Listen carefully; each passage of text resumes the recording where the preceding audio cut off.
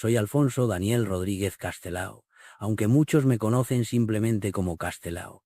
Nací el 30 de enero de 1886 en Riancho, un pequeño pueblo marinero de Galicia. Desde niño, estuve rodeado de historias de la lucha de mi tierra y su gente, algo que marcó profundamente mi vida y obra. Estudié medicina en Santiago de Compostela, pero pronto descubrí que mi verdadera vocación era el arte, la literatura y la política. Aunque ejercí como médico durante un tiempo, mi pasión por plasmar la realidad social de Galicia me llevó a dedicarme al dibujo y la escritura. Con mis caricaturas y textos, denuncié las injusticias sociales y mostré la dura vida de los campesinos y pescadores gallegos. Fui un ferviente defensor de la identidad gallega.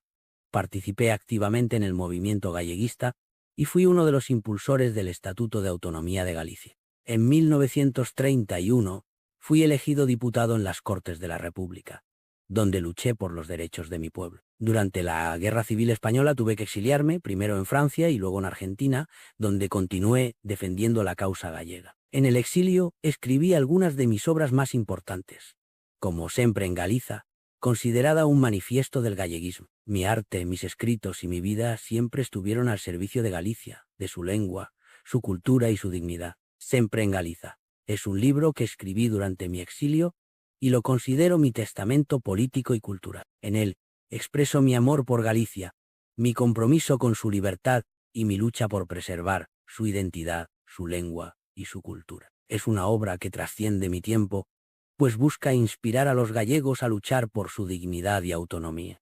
Además de Sempre en Galiza, también dejo un legado artístico en mis dibujos, como los de Cusas da Vida, donde con humor y sensibilidad retraté las dificultades de los campesinos y pescadores gallegos. Mi obra literaria, como Os Bellos no deben de enamorarse, un drama satírico, refleja mis preocupaciones por los valores tradicionales y las transformaciones de la sociedad. Todo lo que hice, ya fuera escribir, dibujar o actuar políticamente, lo hice con Galicia en el corazón.